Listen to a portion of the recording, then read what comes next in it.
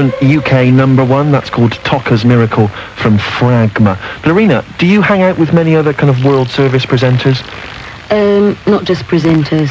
But other World Service staff? Yeah. Have you ever met the presenter Steve Wright?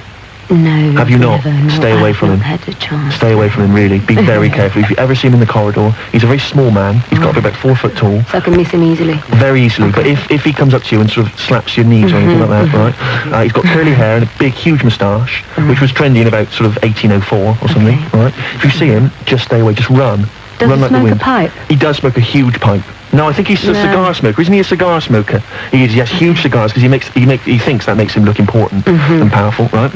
If you see him, stay away from him. Now, the reason I mentioned Steve, okay, is that he apparently gets far more letters than we on the edge. Which annoys me, because I think we do a great show, and I've heard his show. It's fine. No, it's not an ego thing. It's just I want to make basically Kirsten. Well, we all have to stick together. But Kirsten, no. They don't think like that at all. If you think like that, they'll throw you off.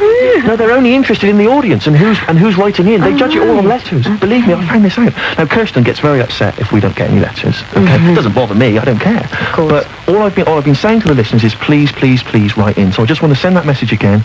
Maybe you'd like to write in, congratulate Blarina on doing an excellent job standing in. Can I just have a round of applause for Blarina? She's doing a great job. Thank you. Maybe write in and just say hello to Blarina, or just write anything you like. No, I'm working my magic. We'll give you the addresses towards the end of the show. But yeah, please do write in. You can email, you can fax, anything. It all counts. Okay, time to move on. Green hair, pierced tongue, strapless dress. But enough about me. No, I'm only joking. More and more young Indians want to match their Western counterparts, step for step, in fashion. But as Prerna Desai reports from Bombay, this new wave has met with equal measures of approval and dismay. I've had like a full head of red, a full head of blue, a full head of purple. I've had like 5-6 colors at one time in my hair. And this is like just one of the experiments that we were going through. I mean, I like to be different, like to be bold, and it's like adventurous. So it's good because not many young guys, at least now, have different colors in their hair. So it's good to start something at least, you know.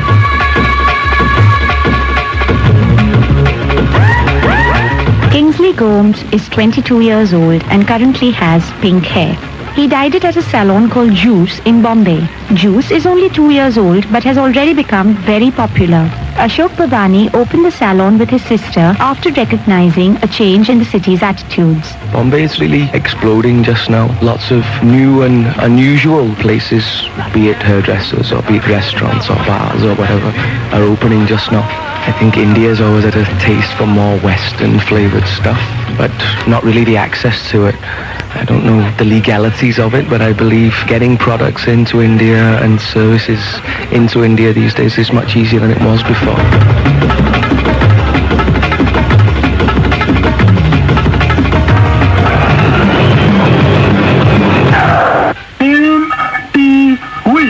You know what it is, the MTV? I will tell it to you. MTV is the mindless toilet. Vulgar. MTV. India is increasingly exposed to new Western culture, but Indian values often clash with Western ideas. MTV has helped in finding a middle ground. It's a mouthpiece for young India. Its VJs are youth icons, beaming out a mix of English and Indian music. Sangeeta Gupta is head of MTV Research and Development. What we've seen over the years is that young Indians today are fairly evolved. They are fairly confident. They are what we call of fusion culture. They're very comfortable with a blend of East and West. They definitely have embraced a lot of the West, but the embracing has come more about in areas which are very symbolic. It's about food, it's about clothing. This fusion of West and East means young people understand the differences in both cultures. Like 23-year-old Sahil Sani. He had a flaming dollar tattooed on his arm while studying in America. Since his return, he says he's happy to see it being slowly accepted in India. I mean, a lot of kids nowadays have tattoos, so it's nothing really unusual right now. So I don't feel really out of place having a tattoo. I mean, I don't get the same reactions like I thought I would get, like people saying, wow, you got a permanent tattoo, what are you going to do, this, that. But I think it's pretty normal now. With growing changes in attitudes, many parents don't want to seem to be as conservative or strict with their children. Payal Singhal has a pierced eyebrow. and her parents have accepted her decision. They're not happy about it. I'm not going to say they're ecstatic and they're jumping on rooftops saying, oh, my daughter has eyebrow pierced. But they're very accepting. They're not ashamed of me. They sometimes even treat me like a little museum piece to show their friends. But it's fine. They're not narrow-minded. They're not like, oh, you can't have that. I had a friend who had his eyebrow pierced, and his parents, like the conservative Gujaratis, they made him remove it.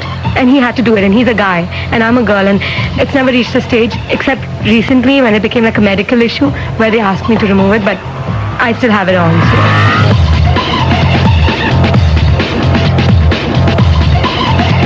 Body piercing, girl smoking, and public displays of affection were rare sights a few years ago. Writer Shobha Dey has watched these changes happen.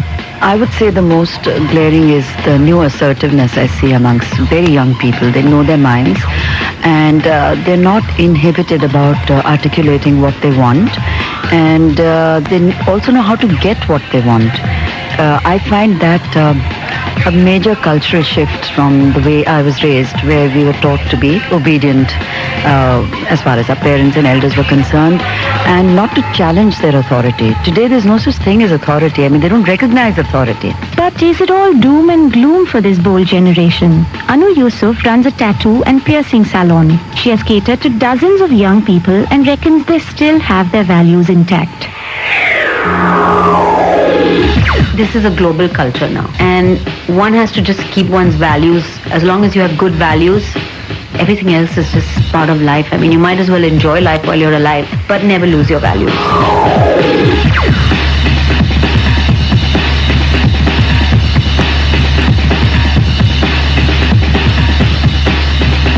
Prerna Desai reporting from Bombay. Lorena, do you have any tattoos or piercings? I've got one tattoo, one piercing, well, loads of piercing. On Really? my ears. Where's your tattoo? On my shoulder. Can I have a look? Yeah, of course, come. Really? Brilliant. Brilliant. Yeah. Exciting stuff. It is exciting. What is Okay, that? don't get too excited, though. It's a little scorpion. Yeah. That's very nice indeed. Have you got a piercing? Yeah, You got the not one you gonna mean? show You're not you. going to tell me that? Oh, really? Not that one. Okay, listen, more on the fashion world, hopefully, later in the show, after Montel Jordan and a track called Get It Tonight. When I'm looking at you, I keep thinking, why can't she be like you? So I'm scheming, I can't go on like this, believing that her love is true. Oh, standing on the dance floor while she drinking, you are all I want, girl. She's a chicken. We might be together, but love is missing. Girl, I want you, so what can we do? Girl, if it's alright, let's go somewhere and get it on tonight. Get it on. I got a girl, but you look good tonight. You look so good, baby. It's one-on-one tonight, baby, tonight. Now she's looking at me, but keep talking. Oh, now she tryna ice you. Let's start walking over on the dance floor. It's her fault, but what can she do? Tell me, baby, yeah. If you're ready, I'm ready. We can get it on. We can get it on. Know where I went wrong. With you is where I belong. If I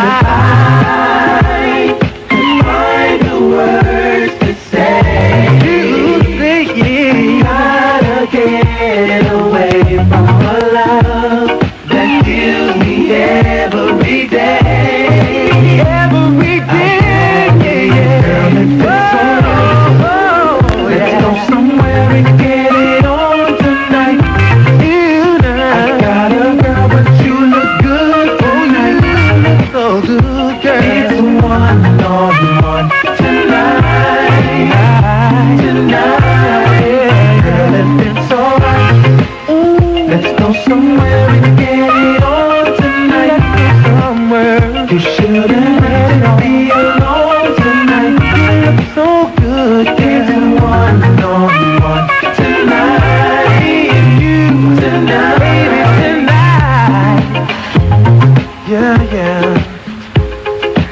lovely Montel Jordan and Get It Tonight. And this is altogether The Edge from the BBC World Service. Hey, you're really working that audience, Blarina. Good work. Now listen, I promised you earlier that we'd give you the addresses so that you can write in and basically slag off Steve Wright. Do you have the address there, Blarina? Yes, it's The Edge, BBC World Service, Bush House, London. Once again, The Edge, BBC World Service, Bush House, London. Or you can check out our website from wherever you can email us. The address for that is www.bbc.co.uk/World Service /The Edge. Would you like to give that again? 2 times, www.bbc.co.uk/World Service /The Edge. We played this last week. It's the new single from Armand van Helden and a track called Coochie.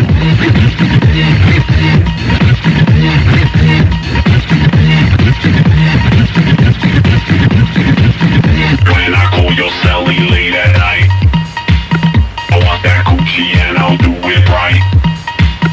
When I call your house after work, I want that coochie and I'll make it squirt.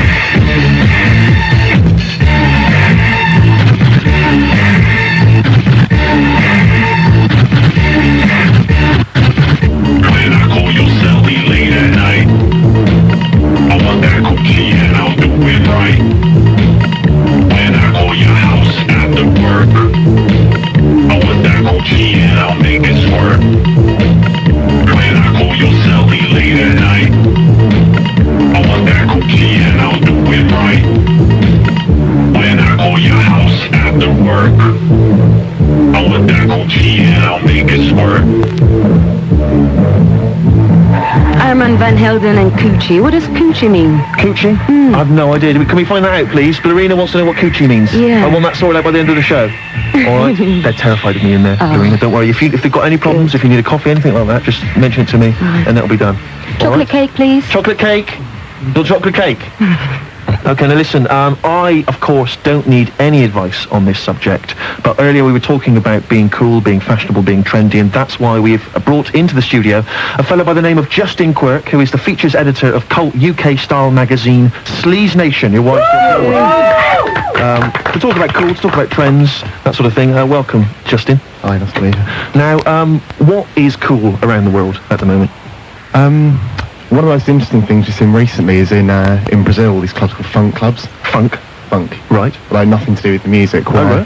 Basically, they're based in the barrios, in the sort of rougher parts of Brazil, and you get about 1,000 kids on each side of the clubs who line up according to their gang allegiances. Right. And have the staff down the middle with sort of whips and sticks keeping them apart, and on a sort of given point, they basically just pile in and beat the living daylights out of each other.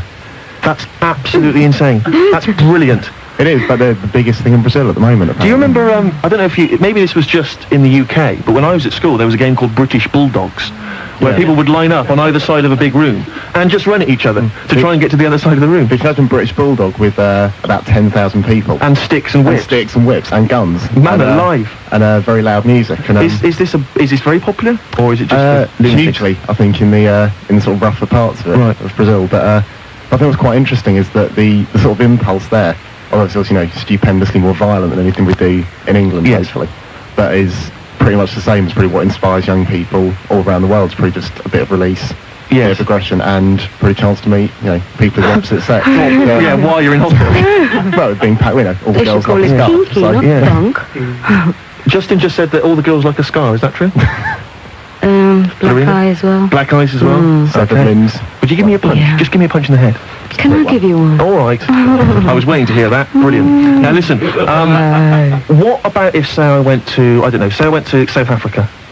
Okay. How would I pass as cool? I know it's not going to be a problem for me, but obviously. But if there's anything that just so I can get in with the kids there, just well, apparently the real vogue at the moment is for listening to whatever the records are that are coming out in, say, London and New York, but at about half the speed they to be played, which is not entirely sure where this has come from. There doesn't be any sort of reason for this, but it's apparently again hugely popular. That's obviously a DJ in a club who's just useless, keeps playing his records at the wrong speed. Everyone's complaining. He's going, no, not at all, no. That's actually the trend. And everyone's going, oh, right, fair enough. He mentioned it, presumably. New clothes. Absolutely. Where are the kind of most exciting places to be young, do you think? I mean, obviously Brazil is one of them, if you're into violence and kicking. I think in some ways, the most productive places are not necessarily where you'd expect, because towns, places like London and New York obviously have a huge amount in the way of sort of culture and, sort of youth happenings, but a lot of the time the most sort of jaded places you could find as well. Often when you go out of sort of large cities, then you find places which are far more sort of productive. Right, because people have got nothing to do there, so they're desperate to make their own. For instance, went to Bergen in Norway recently, which has one of the best house music scenes in Europe. Right. Because there's nothing ever goes to Bergen really. So it's become incredibly sort of productive in its own right, and produces a great deal of music itself now. Now, what trends should I be looking out for next year? Because, of course, I am, as I say already, it's obvious. But, Irina, would you say I'm pretty cool, I'm pretty trendy? No. Listen, what is this woman doing in this room? It's just ludicrous. Did anyone ask her? Did anyone interview her before she even came in? I said, am I cool, am I trendy? All right. If you change your wardrobe, have a nicer haircut. Yeah, bit of work, you'll be cool. Don't you think, Justin? I can't believe it. Yeah. I'm not going to ask you any more questions. What should I be looking out for? How can I impress the kids by being 1 year ahead? What is likely to take off worldwide in the forthcoming future? I think this year it's been the sort of rock revival, which I think is dying out now because you can buy rock t-shirts in the high street. So obviously for sort of young fashion obsessed people that just won't do anymore. Bass music coming out of Detroit is which is, again, if you imagine just hip-hop records played very, very fast and with a lot more swearing over the top. Right. They're a lot more swearing. A lot more swearing, a lot more profanity, sexism, that sort of thing, just piled over the top and much faster. Very briefly, looking at me, Irina doesn't seem to think I'm a cool, trendy kind of guy. What's your own opinion as an expert? Well, I think you've got the bare bones there. You've got the raw material. There's some work to be done there. What are you getting there, though? Any obvious tips? No. Trousers that reach the shoes, maybe. Trousers longer. You can go on all day. I'm 6'7" tall. I'm lucky to get a pair of trousers that don't look like a pair of shorts on them. So longer trousers. Longer trousers. Go on. Smaller tops, I think. Smaller tops, tighter t-shirts to show off my incredible physique. Really buffed up. That makes a lot of sense. Justin, you've come in, you've talked about fashion. Thank you very much indeed. You talked about cool, and I feel a lot cooler for it. What about yourself, Irina? Yes, I always was. A round of applause, please. Hey! The edge.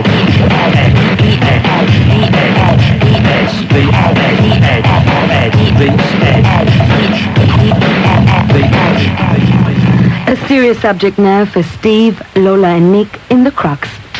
Stories on the edge with the Crux. Time now for our weekly problem page. Once again, Lola Borg and Nick Fisher are with me in the studio to have a look at some of the problems that they've received in our problem postbag. Hello, Lola and Nick. Hello, how are you? Very well, thank you. All right? Nick's making me laugh today. Is he? Stop it. Stop tickling her. Oh, you and your wandering hands. Talk about my bulging sack. Oh, calm down. Oh, Will you be quiet? Please, don't, please. Let me just crack on. Now, of course, this is the part of the show where we make a drama out of a crisis. Every month we get a team of actors to act out some of the problems that both Nick and Lola have come up with in the postbag to see if we can find any answers to the sort of difficult dilemmas we all have to face at some time or another. Lola, what are we looking at this time? Well, we've had lots and lots of letters about harassment at work. Right. Something you can run across at any kind of stage in your career, but you can be particularly vulnerable if you're kind of young, it's your first job.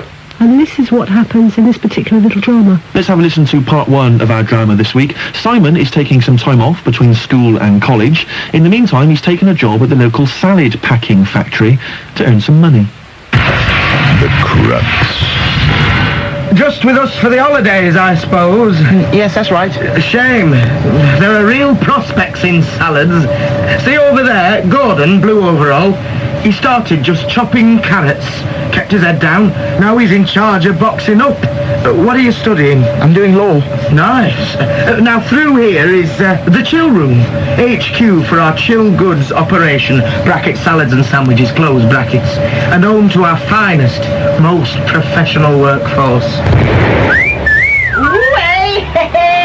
Oh, look here, the filmman's found us another toy boy. Now then, Linda.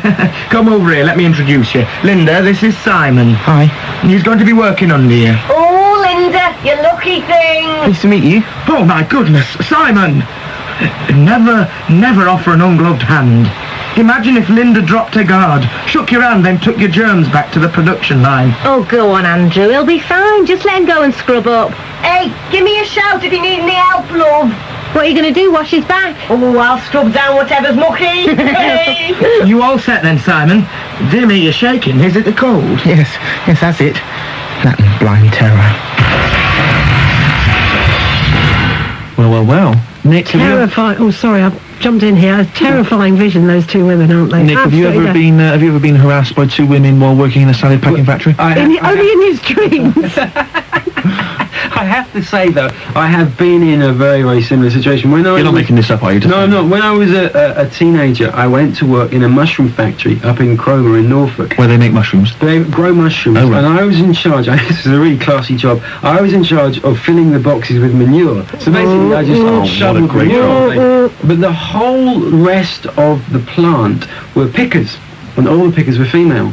So there was me, one old boy that drove the tractor, and something like between 30 and 50 women, depending on basically depending on temperature and how many mushrooms were growing. So I was kind of constantly joked with and harassed. I mean, I have to say that I was quite lucky because it didn't take me very long to kind of get up to speed with it and have a laugh with it and actually really enjoy it. It was a lot of fun. But it can, for a lot of young men, be terrifying. I think this is very interesting because normally when we talk about sexual harassment, we think of kind of big sort of, greasy shopkeepers, chasing the Saturday girl or something. But it can be completely reversed, and you can be male and in this situation and feel just as threatened. But I think these women, if I'm reading the situation correctly here, just want to have a bit of fun, really. It's a bit boring working in the salad department. Is there anything essentially really wrong with what they're doing? Well, I think the question here is if you reverse the sexes, right? Oh, well, of course, and there was one girl and 15 men. But there's only two women. No matter what they said, if there was a sexual connotation to it, you would say that's wrong and that's teasing and that's harassment. But because it's a boy and there are women, you kind of go, well, that's just a bit of fun. Yeah. So you think this is potentially a dangerous situation then? Well, I'm not really sure, but it sounds okay to me. Well, let's find out what Simon has in store for him while he's working there. So that's basically it, Simon. The big tubby 3-bean salad, that's... Oh, actually, I don't know what the beans are, but they're all... Fresh, young, and ever so slightly firm to the touch. Ignore her.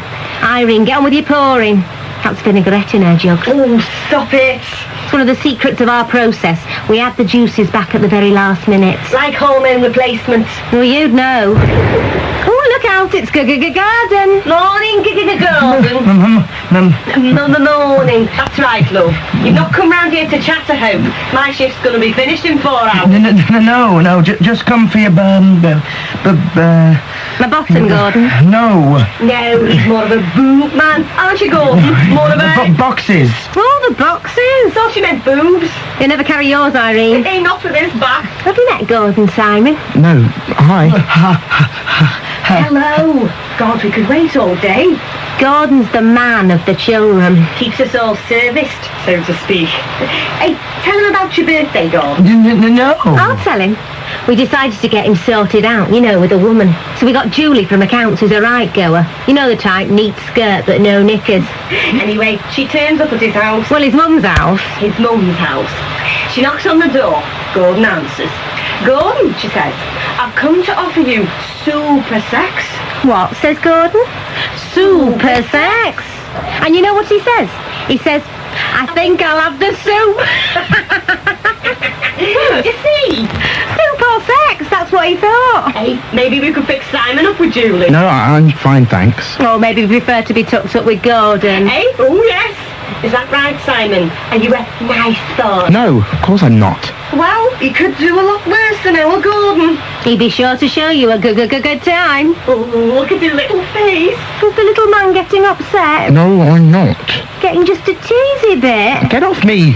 God, get off. Wait, watch that, Sonny. Hey, just keep your hand to yourself, young man. Or you'll find yourself out of here before you can say... What? Sexual harassment? Exactly. Dearie me, I thought the producers of The Edge were seedy.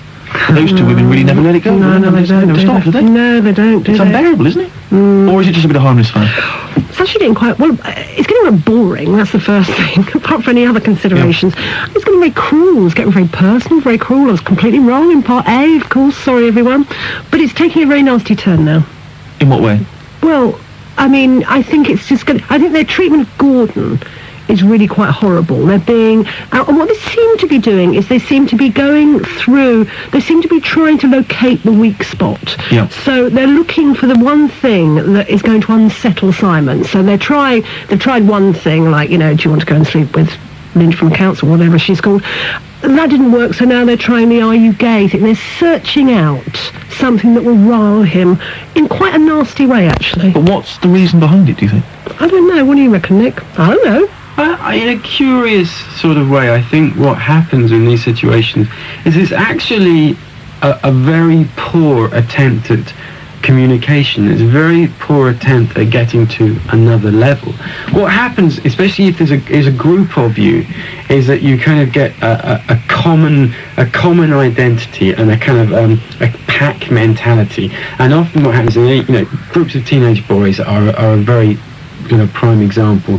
You find the weak person and then you all kind of get together and you attack them as a way of being all lads together with one common aim. But what these two women seem to have gone is gone into overdrive with it, and instead of settling when they reach a point, they just push it, and the way they flip this right round at the end from the sexual harassment kind of threatened by them is then going to be reversed around to be something that they can they will use as a threat. Sure, yeah. Back on him. But it sort of you can kind of understand why young, you know, men or women are like it when they're at school or at college. You know, they're insecure and they're a bit nervous, and it's, you know, it's good to belong to a pack in that respect. You know, and often you pick on someone else and it takes the flack and the heat off of you. But these are adults, aren't they? These are older women who should know better. Maybe it's a power thing. Well, I mean, is it a power thing? Do you think they're trying to mark their territory? It's like, I think yes, and I think that you have to look at the situation. They've worked in this factory for I don't know how many donkey's years, you know, whatever. Here's a young student who's just passing through, who's he's at law school. What may seem to be better things. Yeah, exactly. And maybe it's their attempt at just kind of bringing him down a level. You know, he shouldn't get too big for his boots. And it's the same with this poor, unfortunate Gordon here, the stutterer, who, you know, well, what's he done? He's achieved great things in the salad department or whatever. Maybe it's their way of levelling it off. I think cruel, but, you know, never underestimate the boredom factor as well. Of course, it's just, you know, a bunch of women together doing the most tedious work. No, you're absolutely You are looking right. for some sort of diversion. Here are one particular lad who's only going to be there a month, if that. You know, why not? Let's have a bit of fun. Well, let's see how Simon handles it in the third part of this week's The Crux. Morning, Simon. Oh, hi, Gordon. Are you all right? Well, you know, I didn't really want to come in today. Why not? It's Thursday. The canteen does treacle sponge on a Thursday. Well, it's just... Oh, it doesn't matter. Is it Linda? And Irene. I'm just not used I know. They were the same when I started. Really? Yes. I thought they'd lay off after a while. You know, give it 5 years or so. But I've been here since 87 and it's never got any better. Do you mind me saying, you don't seem to be... Stammering? No, not as much. It's always worse when I'm in the chill room. It must be the cold. Oh, thank God you're here. Come on, quickly. What is it? It's Irene. She's had sort of a fit. She's laid out, not breathing. Oh, come on. But Nigel's not in yet. Who's Nigel? The safety man. He does all the first aid. God, you're a fat lot of good in a crisis, Gordon. Help! Fire! But he plates would have burnt down by the time it... Oh, come on, Simon. You'll have to help. Doing what? Resuscitation. Mouth to mouth. Oh, Jesus. Where is she? Over here. Out cold she is. Do you know what you're doing? Well, I did some first aid in the Scouts years ago. You have to check the mouth for obstructions, tip the head back, hold the nose, and then... Oh, lover boy. Oh, Irene, it must be long. It was all minty. Eh, come and give me another one. Come on, come here. In many ways, it's quite amusing, but you can imagine that poor old Gordon, who's worked there for many, many years, it's just so wearing, isn't it? It's just that knowledge that every time you walk in that room, you've got to put up with all of this kind of... Yeah, it's quite exhausting, actually, kind of being on the defensive all the time and watching for every little chink, you know, every little event, every insignificant detail does get, it's very wearing. But is it sort of sexual harassment, or is it just, you know, a couple of old ladies having a laugh? I think to see it from his point of view, it is really quite frightening and potentially kind of quite damaging as well. You know, the response or the attitude that you would have towards women of this age and of this class, if you like, is going to be quite a negative one because of what you've learned in the works. I mean, the one thing he hasn't tried is kind of trying to laugh it off. It's the one thing he hasn't tried, and it's one thing Gordon hasn't tried. Just join in with the kind of... Just join in and give a bit of banter back again. I mean, isn't the danger there that you end up siding with them against someone, say, like Gordon? Well, you must decide where you draw the line, and I think that, for example, the jokes they made about Gordon's stutter were very, very cruel and inexcusable. But he could certainly find a way to, you know, bat a few jokes back at them. Oh yeah, you know, that kind of thing. And that might work better. It might make his time more enjoyable. What about... He's having a miserable time here. But what about the more kind of drastic measure, which is to go and explain what's happening to maybe your boss? Is that going to get you in all kinds of trouble? Well, then again, you see, this is so difficult for a bloke to do. Any woman can trot up to, you know, personnel or human resources. It's not that easy. Well, but it's a very serious, recognised issue. It's something that is discussed in the press and wherever quite a lot these days. For a young man, you know, you walk into your boss and say, look, you know, all these women in there are making my life hell, you're likely to get laughed out of the office. Well, also, the other thing is you have to look at what would happen when he goes back into the workplace again, i.e. the situation will be worse. I mean, I think that if he reports it, they're not going to back off. They're going to go, you know, even fuller on, really, to make, you know, to make his life hell. But then, you know, as we said, Simon is moving on to university soon. Yeah, sure. But for me, the victim here is Gordon. No, you're absolutely right. Because he's the one, I think, this is incredibly hard for. And it's got to the point where he's developed a stutter, so that really is quite bad. Again, it's a difficult step, isn't it, to go and report this and make a huge issue out of it. I mean, it's sad to say, but there are some environments in which it's unsuitable for some people to be working in. And there are people who could do Gordon's job and do exactly what you said, which is, you know, rise to the occasion, flirt a bit, give a bit back, actually have a laugh. You know, I was in that situation myself. I worked in this mushroom factory, and it was a laugh. But for other people... You weren't the Gordon in this situation. No. Well, but other people, it can be very unpleasant, and I think you have to some extent, sad though it is, cut your cloth to fit. So Gordon's looking at a paper round, possibly. If anyone listening is thinking of getting work in a salad packing factory... don't do it. Don't do it is what our advice seems to be. Thank you very much indeed, Lola and Nick, for joining me again. See you next time on The Crux. Stories on the edge with The Crux. Next week we'll be having the final edition of this series of The Crux, and the topic up for discussion is parental separation. But now we'll have some music. Sholama has his brand new Forget. Oh, you've given up. You're doing so well. Yeah. Don't give up. Sholama and a new single, Imagine.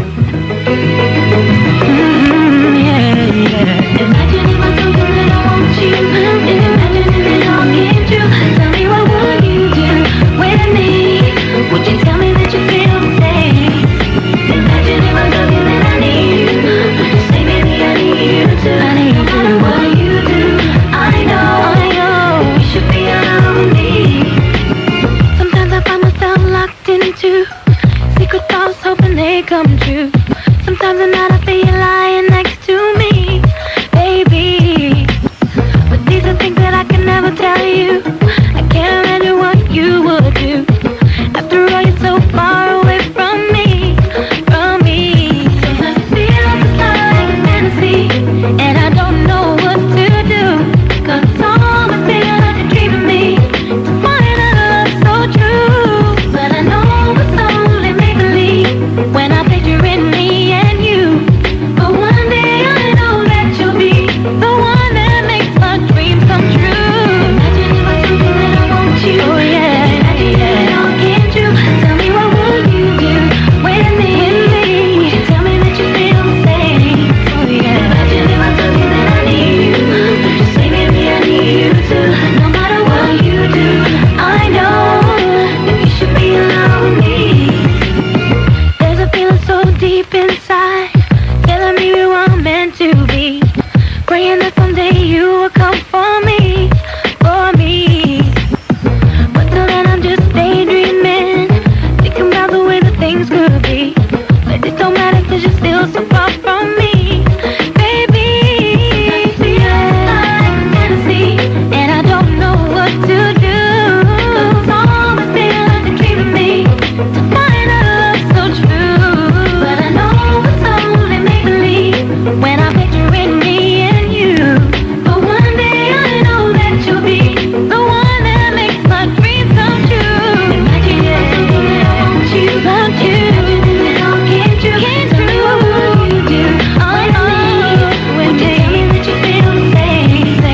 Imagine if I told you that I need you. So maybe I need you too. No matter what you do, I know that you should be alone. You should be in love with me. Be so far from me, yeah. How can I keep loving you endlessly? How can we? This was Sholama and Imagine. Thanks for listening to The Edge. I was Blarina Goga. He was Steve Merchant and his series. I am indeed. Thank you very much. Blarina, you've come in and you've done an excellent job standing in for Kirsten O'Brien. Can we have a round of applause, please? Thank you. She didn't have to do that. She has. Did you enjoy it? Was it all right? I did. I loved it, yeah. Yeah? I wasn't too nasty, was I? I was quite nice, wasn't No, piece of cake. Was it? Did you come to love... In fact, you never got your cake, did you? No, You demanded chocolate that's cake true. earlier, and I've seen hiding a hair of it. I want it after this. Yeah, I'll try and... Don't worry, I'll try and get someone fired for that, Okay. Blarina. Did you warm to me in the end? Because you were a bit frosty earlier. Was I? Yes, Oh, yes. that's just my character. Oh, is it? You're just a Yeah. bit nasty. No, not nasty. Cool. Oh, cool. Yeah, too cool. Look, Kirsten O'Brien is still away apparently next week. Kirsten, if you're listening, please take a couple of extra weeks holiday because they're sending me some beautiful co-hosts. DJ Double E will be filling in for you next week. By the way, there was a beautiful Norwegian woman that served me a curry in the canteen. Maybe you'd want to just try and track her down. Maybe she could stand in a couple of weeks' time because she was fantastic. Otherwise, that's pretty much that. Anything anyone wants to say? Can I thank the audience as well? By all means. Yeah, that's it then. I'll be back, as I say, next week with DJ Double E. This is MJ Cole and a track called Crazy Love. It's all happening on The Edge. On The Edge. Thanks very much indeed, Blarina. Cheers, round of applause. I don't know you and I should know to be here talking love. This may not be what I need, but I think I'm way past reasoning. Some say that love unreturned ain't nothing more than an obsession, but I believe you're feeling me, 'cause this attraction is just too strong. You got me and I'm crazy love. I don't know what to do, but I know that it's true, crazy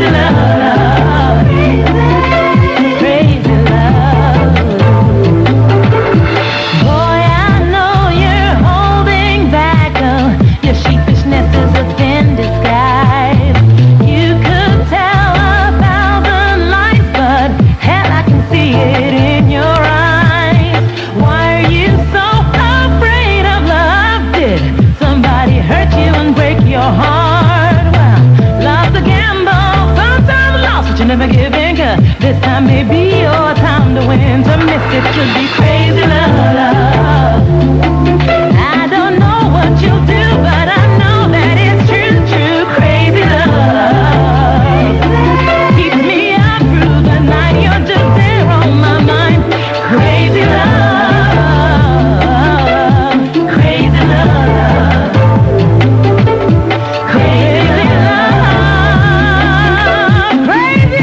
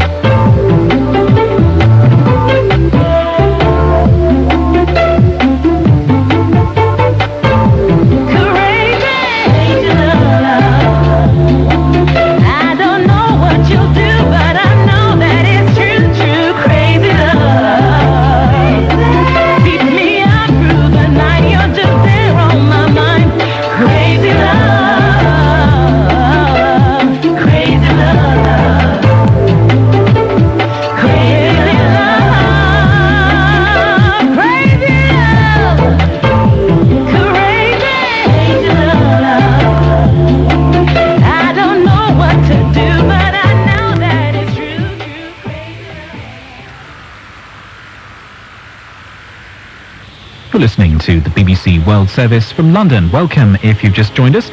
In a moment, we've a quarter of an hour of news in World Briefing. That's followed by Letter from America and Global Business.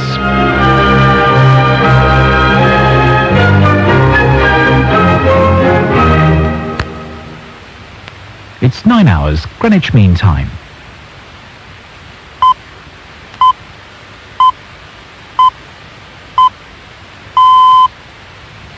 BBC World Service. Welcome to World Briefing with John Ovenden. The headlines at 9 o'clock GMT.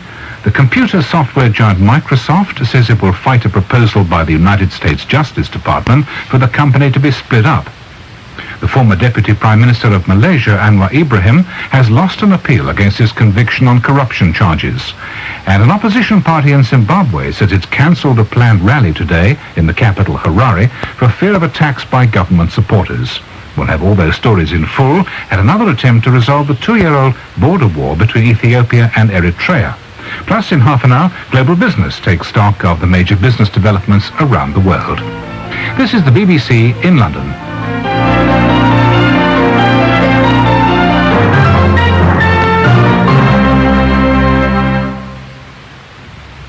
First, a roundup of the latest world news. BBC News with Dee Sebastian. The chairman of the computer software giant Microsoft, Bill Gates, has said he'll fight a recommendation by the United States government to have his company broken in two. The proposal from the US Justice Department follows a judge's ruling earlier this month that Microsoft was using its market dominance to thwart competition. This report by David Willis at Microsoft headquarters in Seattle. It was a proposal which Microsoft officials knew was coming, but not one they wanted to hear. A plan to divide the company into two, separating production of the Windows operating system, which currently runs 90% of the world's personal computers, from other software applications and, crucially, its internet browser. Under the government's proposal, Microsoft would also be forced to reveal key software codes to its competitors. The US Justice Department believes such a move would restore competition in the industry. Microsoft's billionaire founder Bill Gates called the move disturbing. His spokesman said it was like telling McDonald's that it could only sell hamburgers, not fries, and that it had to give away its secret recipe. David Willis in Seattle. Microsoft has 2 weeks in which to respond, after which a judge will decide how the company should be punished. Mr. Gates said Microsoft would fight the ruling all the way to the Supreme Court if necessary, a process a BBC correspondent says could take years. The former Malaysian Deputy Prime Minister Anwar Ibrahim has denounced a court decision to uphold a conviction passed against him in 1999. He's currently serving a 6-year prison term for corruption. A 3-judge Court of Appeal said it found no reason to overturn the verdict handed down in April last year. Lawyers for Mr. Anwar say they'll take his case to a higher court. Our Southeast Asia correspondent Simon Ingram has more details. This latest ruling in the tortuous legal saga surrounding Anwar Ibrahim is a severe but hardly unexpected blow to his dwindling hopes of ever resurrecting.